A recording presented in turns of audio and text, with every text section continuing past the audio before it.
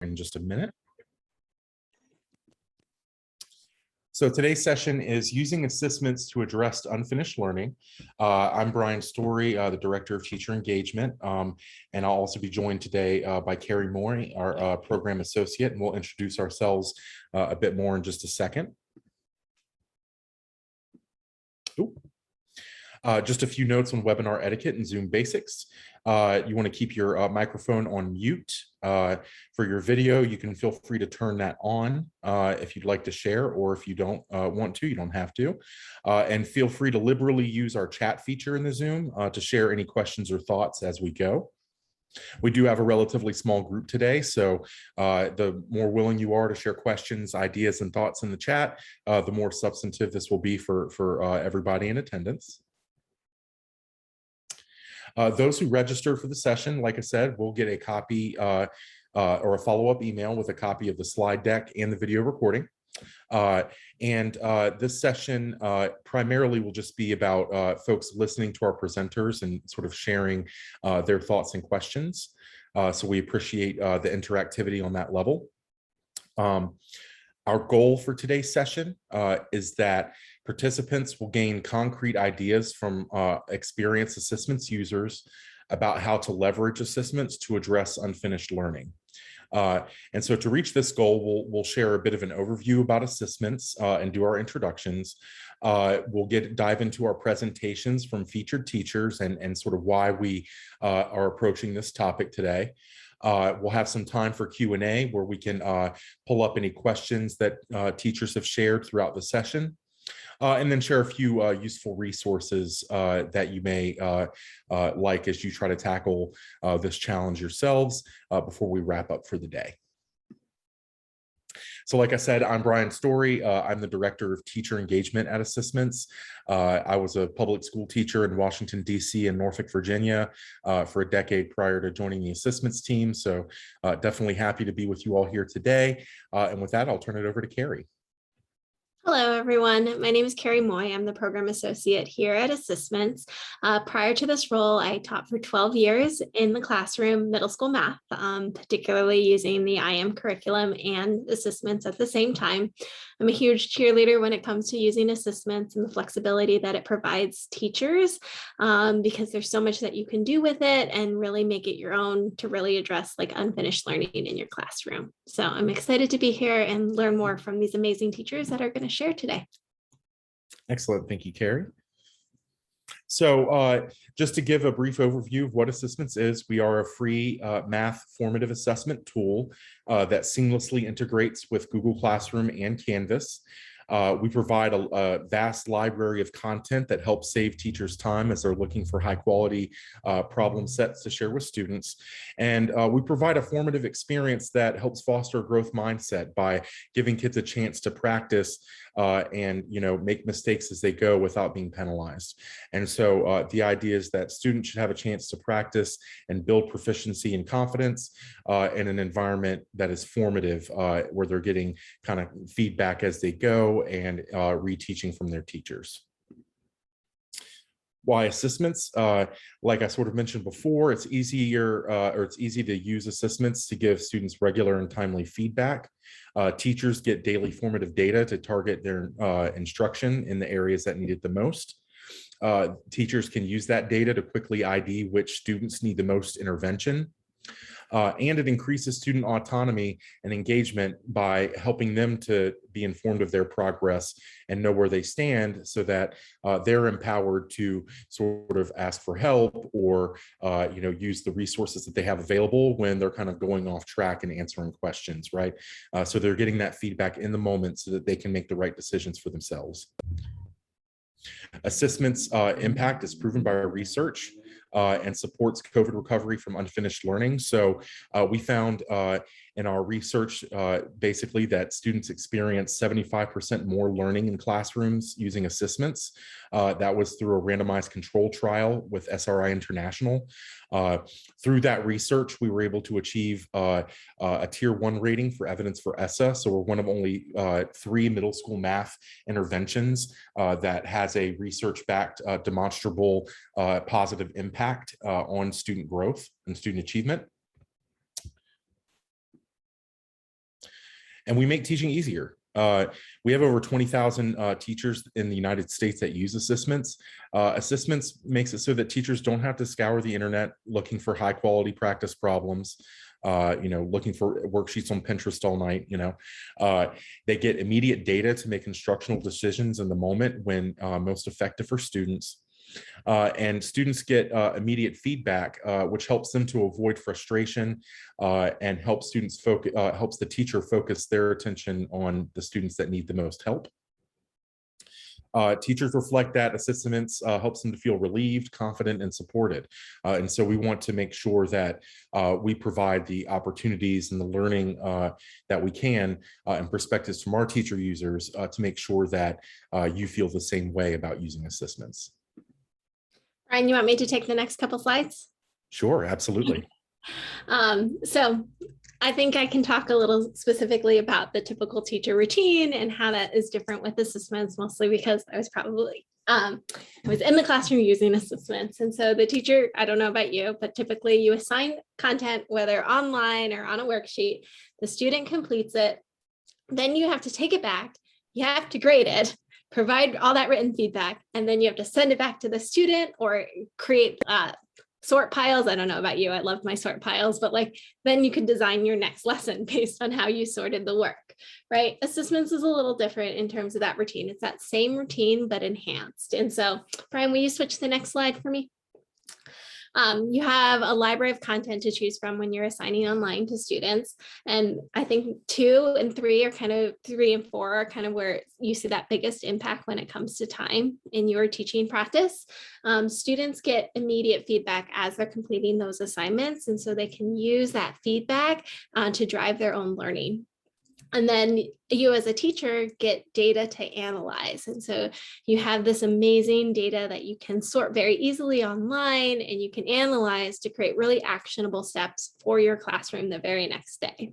And so that's kind of what we're talking a little bit about today when we talk about and focus on today's topic, which is addressing unfinished learning. And I know this is top of mind this year, very much so, more than in previous years. And so we kind of wanted to talk a little bit about how we're defining that topic. Brian, do you mind switching the next slide? Mm-hmm. And the next one, we'll talk about it, unfinished learning. So I think as educators, particularly, I think beginning of the year, you hear a lot of that learning loss and things like that. And that's kind of changed a little bit to unfinished learning and really thinking about it. And we've been talking about how we want to define unfinished learning and what we think about here as an organization. And it's the idea of unfinished learning. We know in the classroom, our students come in with gaps. From previous years, and even with COVID, even more so now. And so thinking about it as unfinished learning really provides that same kind of agency for students, right?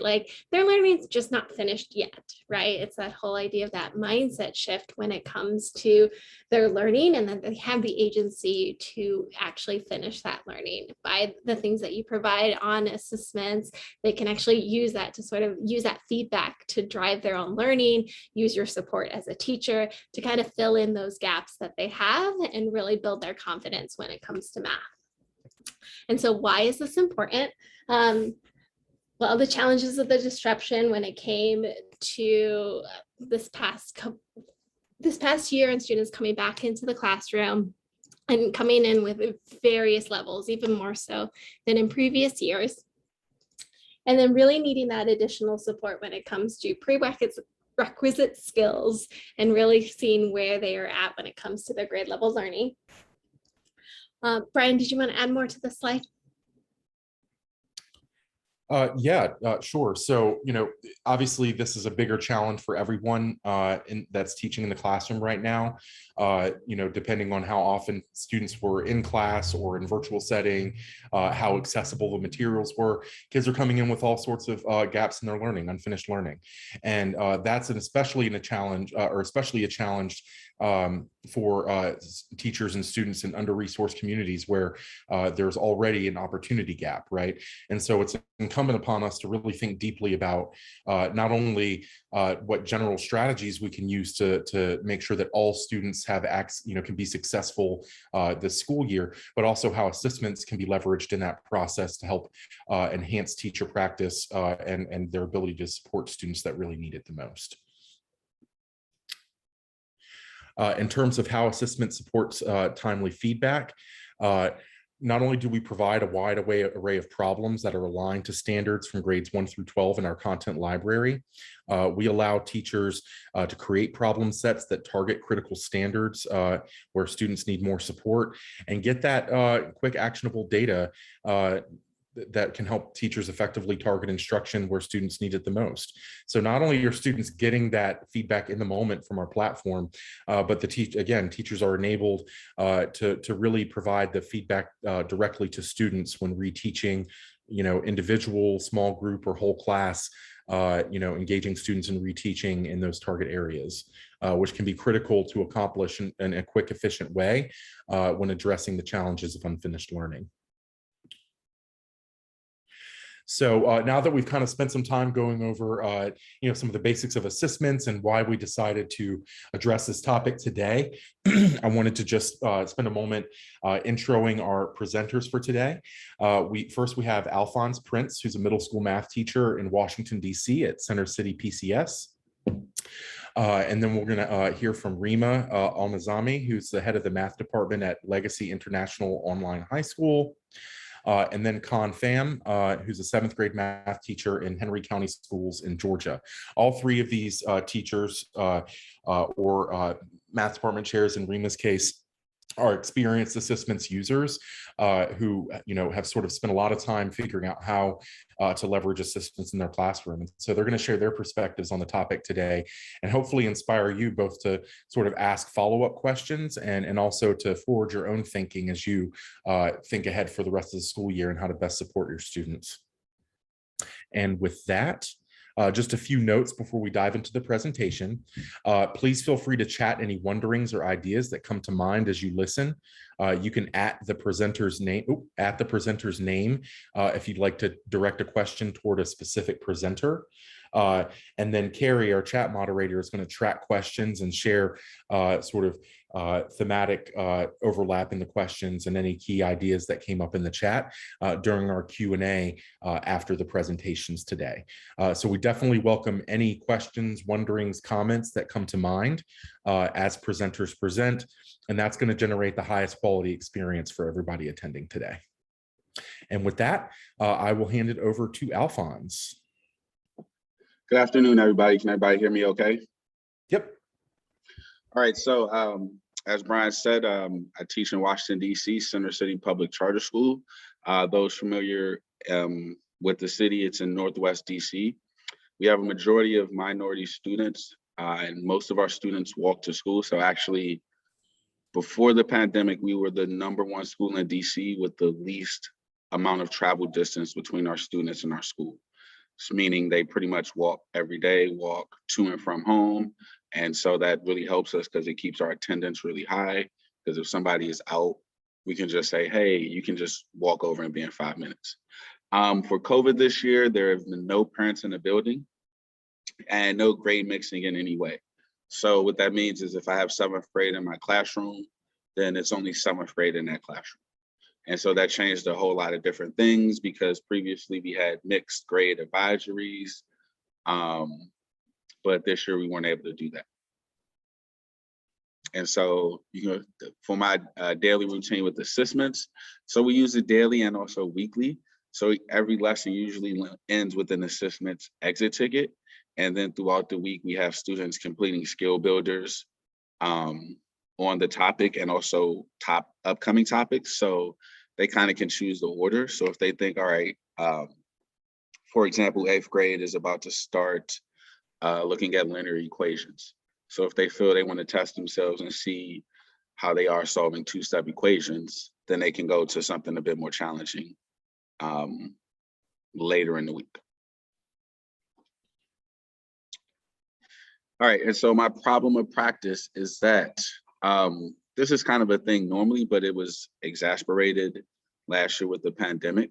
So students don't often remember what they learned or didn't learn in prior years. And then coming into this school year with having a year virtual for COVID, I don't often have the data to start. And so in order to address unfinished learning, I needed to develop a system to determine what students know and don't know, and so that I could target instruction on topics most needed support. And so students take a pre-assessment, okay? And then I use that data from the assessment to set up groups to address misconceptions. So this one, there was 6 questions. And as you can see, oh, if you go back here, question 3 got the lowest. So that would be my biggest group of students would be in question 3. Questions 4 and 6 would have lesser amounts, and those would probably be a small group. And so if I was looking at this, designing some instruction, the question 3, 5, 2 would get most of the whole group instruction. And then depending on where 1 fell in, that would get it as well. So I kind of use this based on the groups, based on the percentage of students who got it correct. All right, so now I want to, I decided to leverage a wide varieties of assistance content to hit the high need standards, and then provide students differentiated choices for knowledge reinforcement and additional practice. I kind of did that just so students could feel like they were choosing to do something and not like they were being told to do something. As adults, we kind of know like the difference between your interest level is someone telling you have to do it and giving you a choice to do it. And I share the data with the students, both at the class level and individual level, so they can kind of understand how I think and how I will support them through challenges, and they feel less intimidated by the learning process. So I'm big on having students complete things for themselves and not necessarily wait for a teacher or someone to come give them the knowledge. So I try to create the culture in my classroom that students understand learning is a process that never ends, lifelong learning, and they don't get intimidated by learning something new. So there's this video, kind of me walking through, looking at some exit ticket data for 8th grade. This was one of the last lessons of module 2, and I kind of use this to start looking at module 3, which is similarity and angles in a triangle.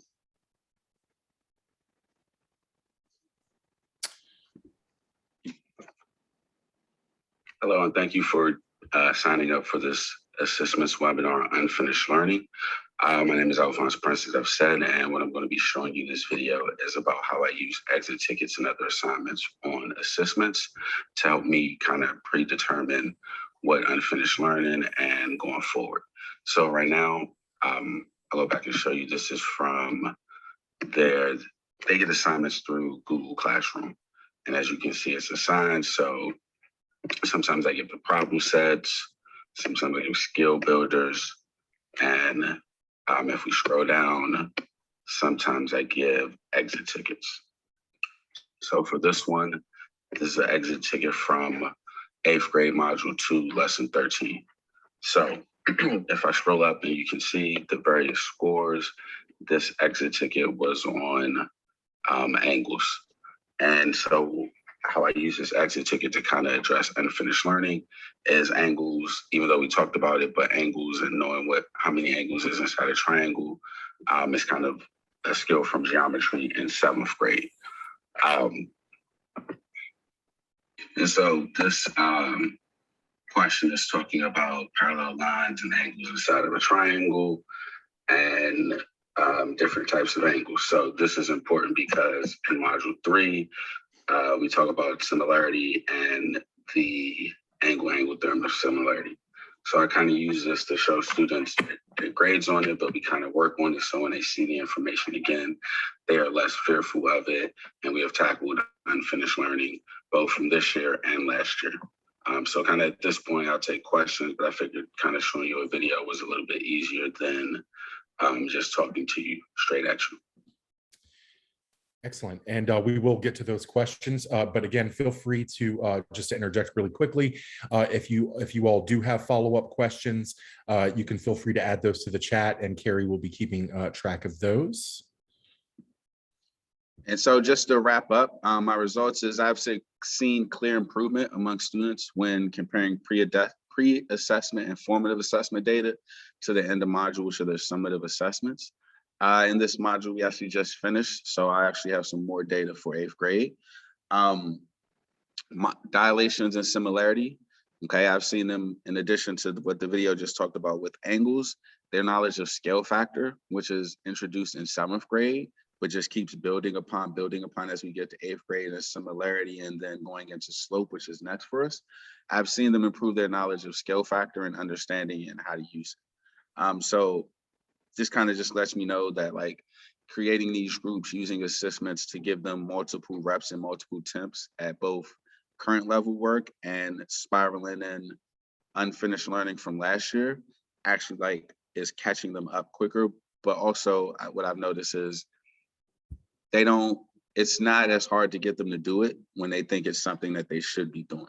If it's something that they should have already done, like in an old skill, it's really hard for them to buckle down and try it because they feel a bit embarrassed or something to that nature of where they didn't get it before. So, thank you. Excellent. Thank you so much, Alphonse. And again, just a reminder to those of you attending today, feel free to chat those wonderings, questions, or ideas that come to mind as you listen. You can also include the specific presenter's name if you'd like us to address a question to a specific presenter. And Carrie, our chat moderator, is going to track those questions and share those when we get to the Q&A so that we can hear from our presenters today. So as you listen, if there are particular elements that you're curious about, or you'd like to hear more about, those are great fodder for some of those questions. And with that, I will turn it over to Rima. Hi, everyone. I'm so happy to be here among this amazing group of teachers and assessments personnel. So as Brian said, I'm the head of the math department at Legacy International High School. It's a fully international high school, COVID or not. Being the head of the math department, I designed the Canvas courses. I chose illustrative mathematics and assessments as the main tools, the illustrative mathematics as the curriculum, and the main tool is assessments for the school. I teach 3 synchronous courses and 2 asynchronous courses. So due to COVID, we have new students. The issue with that is that with these new students joining, we do not know much about previous data for them. So there are so many gaps. So assessments really helped me take care of that and basically the school. Okay, so first, this is how the Canvas course looks like for all of the courses in the math department. They're kind of unified. Every problem set for every lesson is imported as it is from assessments. And then when it's in Canvas, I change the name to start with the unit number and then the lesson number. This helps with the sequence, it helps students do the problems in sequence, and it helps match, it helps them kind of align it with the instruction and other resources. As you see, there's a unit review. So every unit, there's a review set that I create in assessments as well, using the problem builder function. And there's, I also use the assessments unit tests as well. So how it looks like when we meet for every course, we meet twice a week. At the end of the meeting, I put the students in breakout rooms for about 15 minutes, sometimes more. They work on the same assignments that are assigned in Canvas. So they might work on lesson 3, unit 2, lesson 3 together in the breakout rooms. And sometimes the students are in different levels. So I put them in the breakout rooms based on the where they are in the assignments. Or sometimes I put them, there are, every time I put them based on different things that I have in mind. Like I want some students who can help their group together, or some students based on their level. So the way I choose them for the breakout rooms vary. They seem to enjoy doing that. So if you can click again. Also, on the open response questions and assessments, I provide students with feedback, but if you have used it, the students do not get a notification from assessments itself. So when I put the grade for them in Canvas, I put a comment to encourage them to go back and check my feedback, because I put the feedback for them to view it. And it seems to work, this comment. The data I get from assessments usually always really drive my instruction in an implicit way that the students might not feel it. So I go and revise my instruction the next meeting session based on their responses in assessments.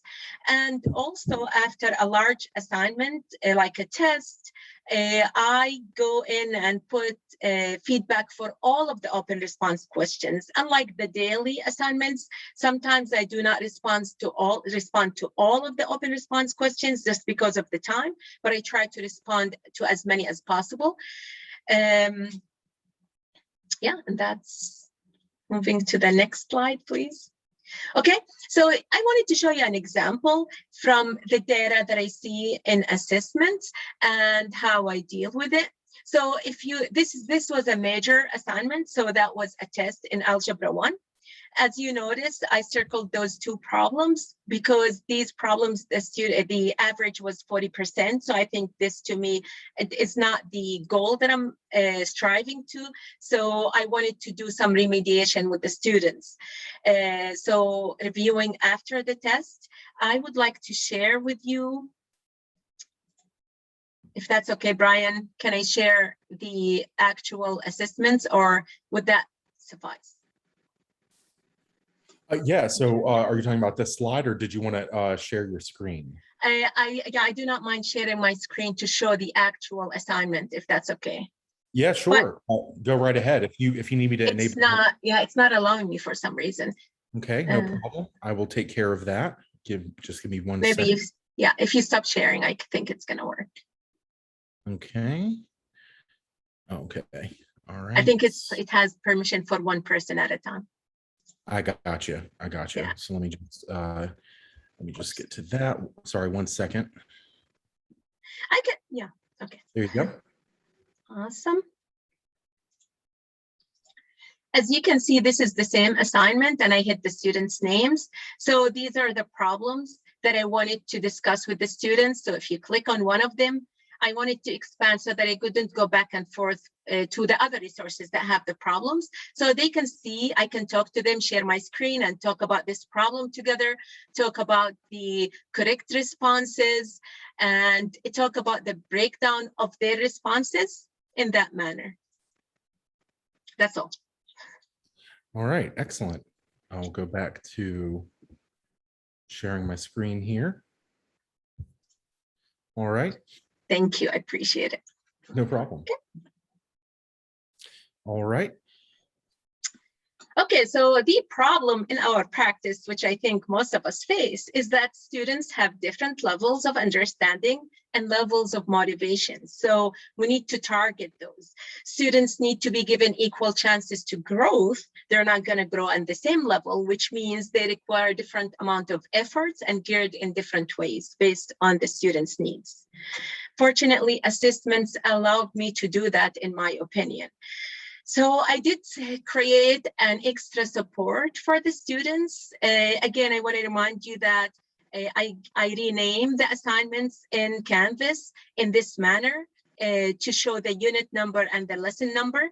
So to help the students when they don't have access to me, because obviously none of us, the students don't have access to us all the time. So if you click on this lesson summary, it's just a Google document that I created. So there's a Google document for every unit. And in that document, the student can go to the menu and click on the left to click on the specific lesson that to see the summary of the lesson. So basically here, if they click here, they click on the specific lesson and see the summary. Okay. All right. And sorry, just 1 second. Let me represent here. If you just click on it, it's gonna present. There we go. I just wanted to get rid of the browser window that was visible. Oh yeah, absolutely. So I need to speed up a little. Okay, so it's the individualized assignments that help with targeting the different students' needs. To do that, I use the skill builders and I assign it to different students based on their needs, which are really great. So to distinguish between them and the regular lesson practice sets, I call them SB in Canvas. They start with SB. And I would assign them to the specific students in Canvas. So if you go to edit the assignment in Canvas, you can choose to everyone or to specific students. If you click here in that blank space, it gives you a pull down menu where you can choose the specific students to assign to. And also I use the state release tests in different ways. I use them for unit review. I use them for final exam review and to aid the student placement for the new to aid the school in placing the new students. I also love this function, the resetting function of the assignments, and I tell my students they can ask me to reset as many times as they wish, because to me, they get the extra practice. And I did find that there was a positive association between completing the assessments questions thoughtfully by the students and their success. Thank you so much, and please feel free to ask any question. I'll be glad to share my experience with you.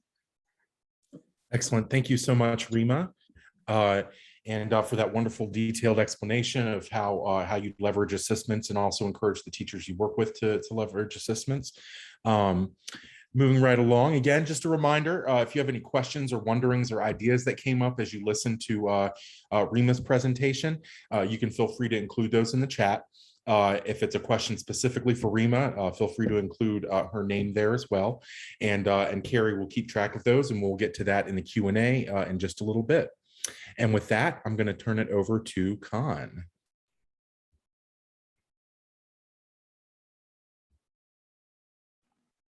I'm sorry. Hey, everyone. I'm Khan Pham. I am a 7th grade math teacher at Henry County Schools. Our district is basically back to normal now. Well, a week ago, just recently this week, the district came out with masks optional. So it's an option to wear a mask or not. All the students have lockers. We're changing class as normal. Students are eating in the cafeteria on alternate days, which means that my team will eat in the cafeteria on Monday. The other team would eat in the cafeteria on Tuesday. So we're trying to get back to normal, as much normal as possible. But the only thing that we're still keeping is that having our meetings virtually. So my daily routine with assessments is that I find content based on the standards and the concept that I'm teaching. Then I assign the practice problems, and students complete the practice problems for homework as well as in class. So after they complete that, I review the data in the morning, and then that's how I form my groups and prepare my lesson for the next day. So this is how I set up my class. They are all in groups. So each group knows what they're working on, and the groups change daily, not daily, typically like every 2 days, so that they can, I guess, be responsible for their own learning once they get the concept. So my problem practice. Typically, as you can see, this is my Unit 1 data. For Unit 1, the beginning of the school years, I serve students who come to class with significantly low grade level in content knowledge and skills, and also reading level. They're very low. So I see a wide array of expressions of unfinished learning among students at the start of school year. So as you can see, the data, about 97% of the students are beginning learner. So they're very low. And so my approach, number one, I assign skill builders, but I don't assign grade level skill builders. I assign previous level skill builders. So I teach 7th grade, and I would assign 6th grade skill builders to help them build themselves up. And then number two, using assessment data from pre-assessment state release tests, as well as Utah Math to create student subgroups for the next lesson. So I start by using Skill Builder pre-assessment from state tests and or math, Utah Math problem in assessment on content from previous grade level. Then I use these data to determine which students need support with, specifically prior year standards. And as you can see the data there. So for example, looking at this data, I know that students F, H, and I need additional supports because they did not complete 3 checks in a row for skill builders. So as you can see, they uses their maximum attains for the day. So, you know, they have to have 3 in a row for skill builders. So for this, I would put those students in the group and not find another similar set of problems and have them practice.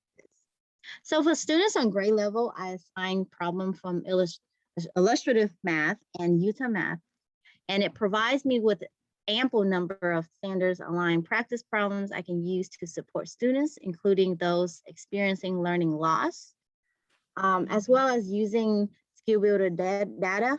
I group my students according to levels and build them up. For example, students F, H, and I would be in a group to practice on misconception, as well as continue on to practice on what they need. So as a result, this is for students' results. I noticed that it takes more, they take their own responsibility in their own learning. So for that, as students are completing more and more of skill builders, they were able to process the information and apply it to their learning when they take the assessments. So when they see their own growth, I had this student the other day and he was like, Ms. Pham, I did well on my quiz. I was like, really? That's a great thing. You study, you did my practice, and now you show your growth. And then I had another student, she was like, I like your assignments, and it really helped me understand math. And this is the first year I actually learned math. So I was very pleased with what they, you know, came to me for. And as a teacher result, so as I can see that students are completing using assessments, there's growth right there. I can see more green. That shows that they are proficient. And the yellow shows that they are developing. And as you can see, there's a little bit of red, which we need to target those red to show more growth. So with assessment, we were able to close the gaps on misconceptions and close the gaps on students' learning and improvements. And that's it. Excellent. Thank you so much, Con. And again, feel free, even if your questions are for Con specifically or for our prior presenters, or just a general question comes to mind, feel free to share those questions in the chat or any wonderings or ideas that come up. And with that, I'm just going to pull up the slide here of our presenters again, just so everybody can put faces to the names. And I'm going to go ahead and open it up for some Q&A. And so with that, I will turn it over to Carrie, who is going to share some questions and pose those either the individual presenters or to the whole group, and see what they have to say. All right. I had a couple that I had written down too, and I know there are some coming into the chat. So I'm going to start with what's coming into the chat first. So Alphonse, I'd love it if you could speak a little bit more. I know you talked a little bit about providing student autonomy and student choice, especially when it comes to them being able to choose their skill builder of like if they're going to work on the skill builder for this unit's for this week's lesson or work on a skill builder for next week's lesson.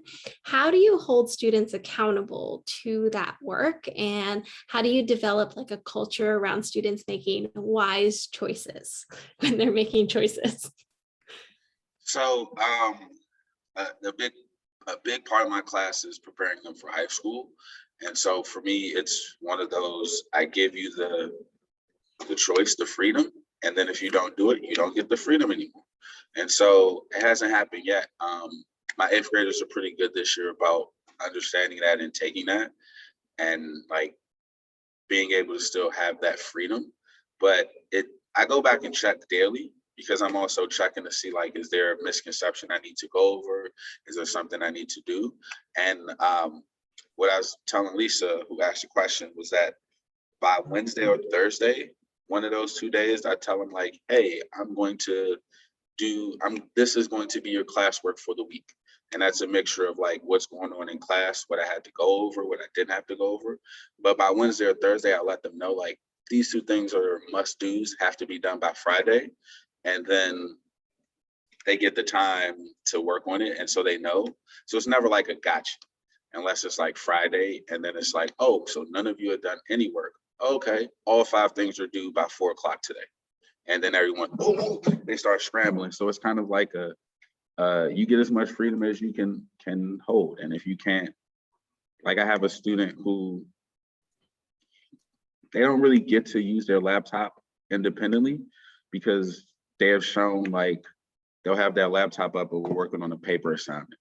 And it's like, so what are you doing with your laptop? Close the laptop. You don't get headphones. Like you don't, because I can't trust that like you won't be on YouTube trying to search up your favorite anime video. So it's kind of I give them as much leeway as they can handle. And then the more they can handle, like within reason, I let them choose what they want. And so 8th grade has been pretty good with this. 7th grade doesn't get as much leeway because the last time we were in the classroom, they were in 5th grade. So I got to work with them a little bit more, but that's kind of how I do it with the independent menu. And just to sort of add to that, because I think this perspective is great. Like, for most teachers, it can be a challenge to sort of, differentiate for every individual student, right?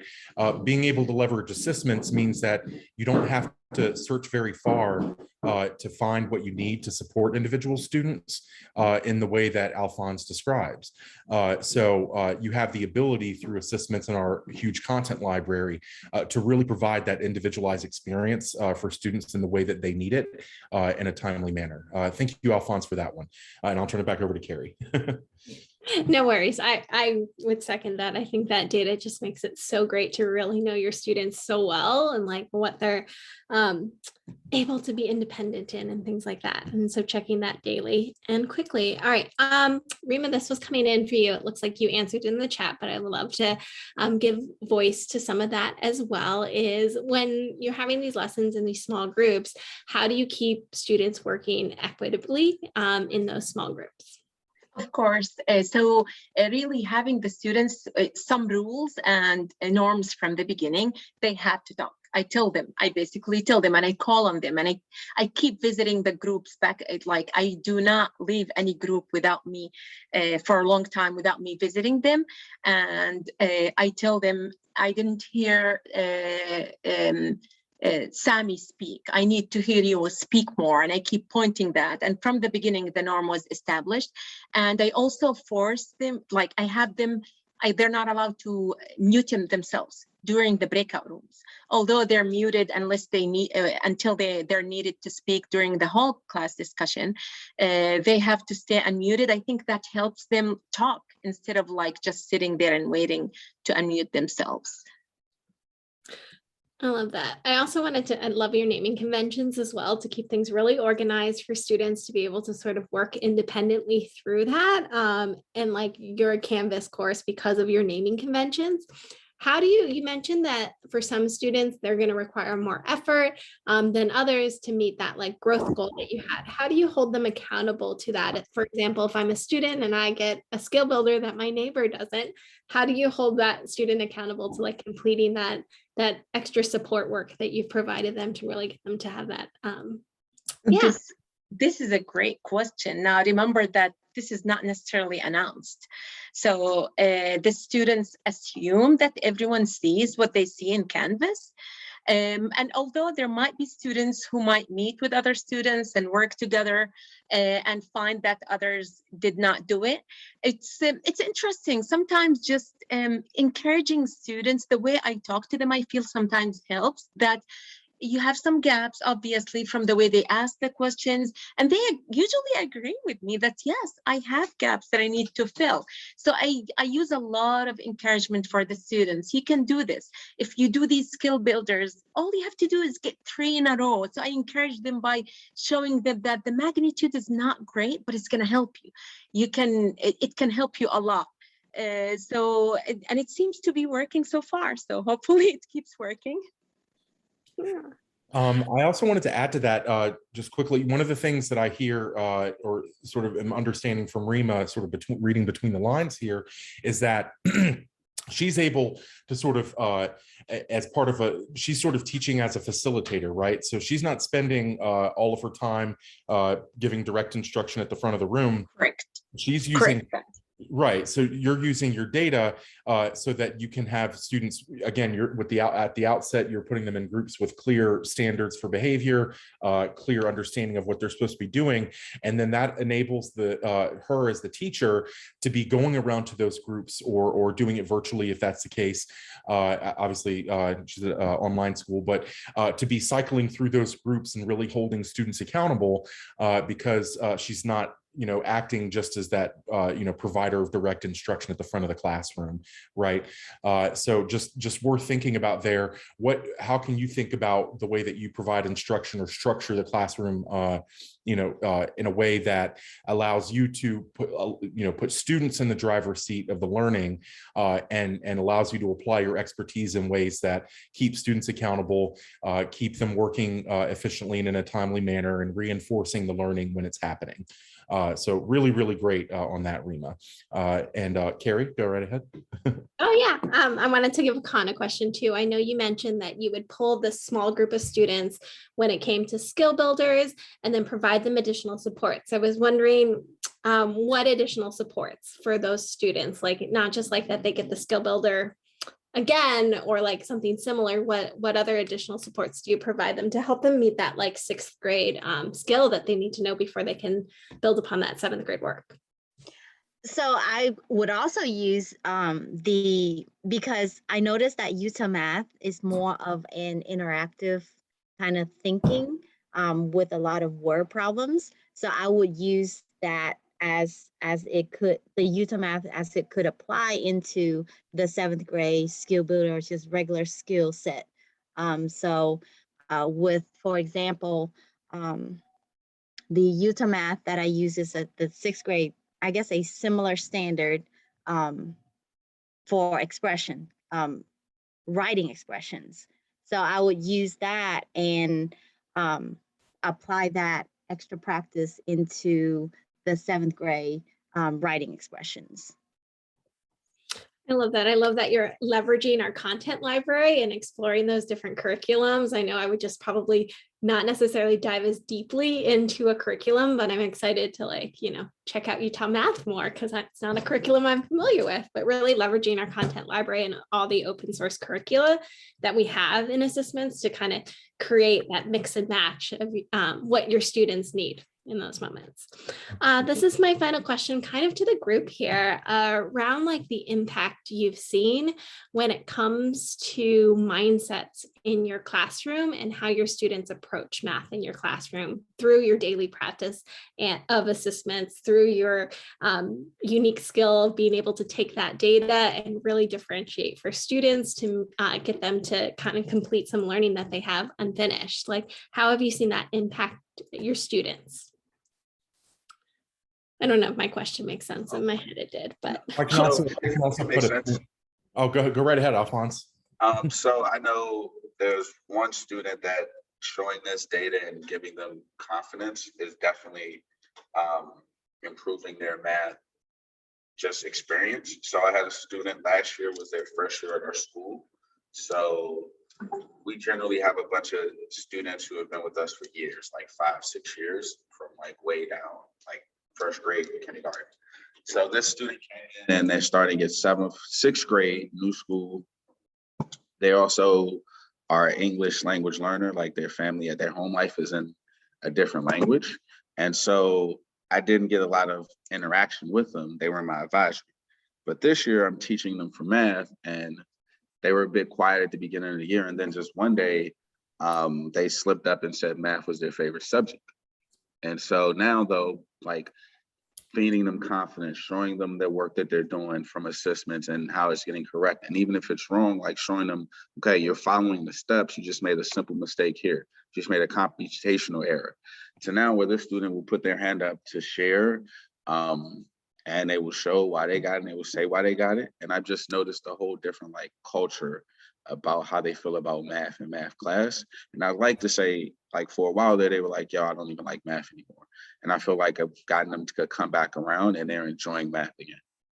So just they weren't with me in the beginning, but last year they used it. And this year, like using it combined with like the teacher voice in the classroom has changed how they look at math and even just trying it.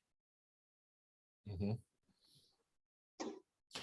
You know, just to sort of add to that, you know, you really can't underestimate how valuable it is for, I mean, if you think about a student sitting in class, maybe they are a couple of grade levels behind on some standards, right? So doing math in your class might feel frustrating. And then imagine them sitting there working on a worksheet on a piece of paper, right? And they may not know where they stand, if what they're doing is correct, and thus if they're using their time wisely to do what they want, which is to get a higher grade, right? And so that process can feel frustrating. But when students know as they go, am I on the right track here or am I not? And then the teacher is clearly sharing and responding to their data in a meaningful and timely way, students are just naturally going to be more willing to engage in rigorous coursework with you. But it's that mystery that, like, I don't know what I'm doing here. Oh, it's time to move on. That, you know, that sort of structure is what can oftentimes create frustration among the students that you need to, you know, see the most academic growth among. So definitely worth thinking about that, especially from Alphonse's perspective. You know, how do you message data, and how do you make these conversations around data super explicit and praise students when they show growth to foster this positive mindset? All right, and is that all for our questions, Carrie? We're ready to move on? Yeah, I just didn't know if any of our other presenters wanted to add a bit or connections. Sure. Just wanted to open the floor. This is it. Okay. Oh, I'm gonna say this one. This is a general question asking our math experts here. How do you bring students from a surface level understanding to it? How did like a surface level understanding to really deeply understanding the math concept? Essentially, thinking about, like, you know, using a skill builder to warm up, extra practice, like what else might you guys add to that to really kind of build that confidence when it comes to math? Did I capture that question correctly? I feel like that's a great plan as a starting point too, skill builders, but what else might you guys add, Alphonse and Khan, Rima? So yeah, that's exactly what I did. I started out as a skill builder first. and then go back and So give me review 1 the second. data, and then put in that extra practice. And you can use a lot of resource for extra practice. Eureka Math has a lot of the tier 1, additional practice and remediation part for Eureka, I believe. Not if I don't remember it right, Brian? I think that's right. Because I used that last year, Eureka. And yeah, between Eureka and Skill Builder would be a lot of extra practice for the students. Excellent. And just to sort of to put a pin in that as well, different open educational resource curricula can be different levels of sort of challenging or rigorous for students. And not only that, but you think about the types of questions that you can get from our content library. So, you might start off with, open education resources like your Utah Math or your Eureka, which are kind of the problem sets from those are kind of more one size fits all to like the typical way that teachers teach math. You may decide to take it to the next level for, to enrich those higher level students by using some material from Illustrative or Open Up. You could also decide to assign problems from release state tests. Those tend to be, you want to get kids used to those, but they also tend to be a bit more challenging than your typical practice problem. So there are different ways that you can sort of leverage the different resources we have to sort of meet the students where they are, but also push them to the next level of understanding. In addition to that, just using the search by standard feature when you're finding and assigning content, look for a standard and find, we're typically going to have a lot of questions tagged for that standard. So find questions that are more challenging and you can make a custom problem set and assign those as a way to push your students' thinking once they have that base level of knowledge about a particular skill. Definitely interesting food for thought there. And with that, I just want to thank our presenters, Alphonse, Rima, Khan, for sharing your perspectives today and bringing that to life with ASSISTments. It's one thing for us to talk about how you use ASSISTments. It's another thing to hear from teachers who are doing this successfully in their classrooms and what that looks like. And so hopefully this provided some inspiration to those of you who are in attendance today so that you're ready to move forward and try some things in your classroom to support your students as you tackle this challenge of unfinished learning.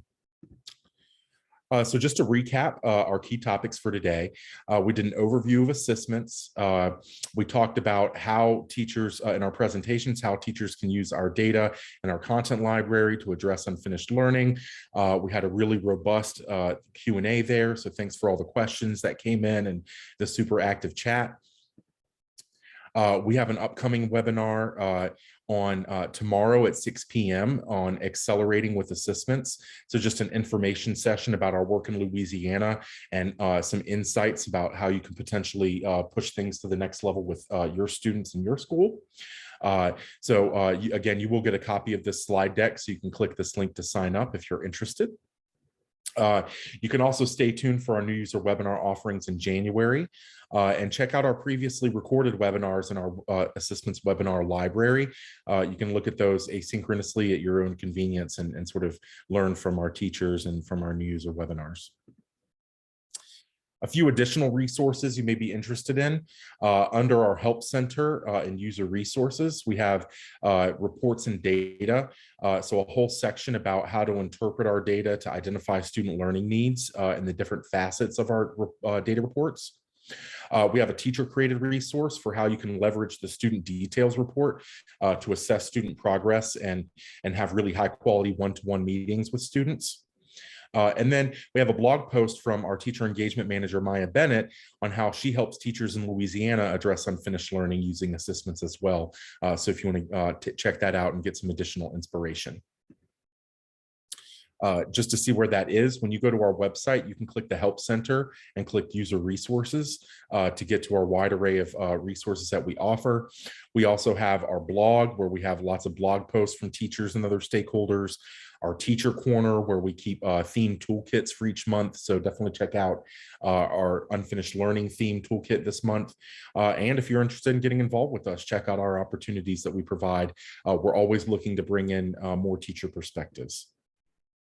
You can also join our Facebook user community. We have teachers from all different experience levels who join us there. We are on Twitter, YouTube, and LinkedIn, and you can always reach out to us for support at contact@assistments.org. Based on time, I'm going to go ahead and have Carrie share the survey in the chat. It'll only take about 30 seconds, and we really do value your feedback in terms of planning our future professional learning. Like I said, Carrie sharing that in the chat. If you could take just 30 seconds or so to finish our feedback survey, we would greatly appreciate it. And today is the 26th, and our session title is Using Assistments to Address Unfinished Learning. And as you wrap that up, again, thank you all for coming.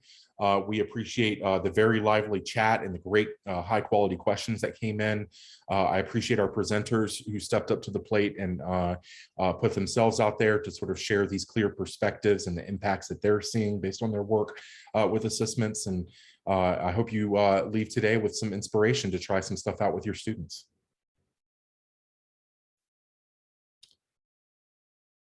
All right, and I know we're at 5:01, so just acknowledging time. I'm going to go ahead and end the session. Again, we appreciate those of you willing to provide your feedback. I'll give about 10 more seconds to click that survey link in the chat before we close out for today.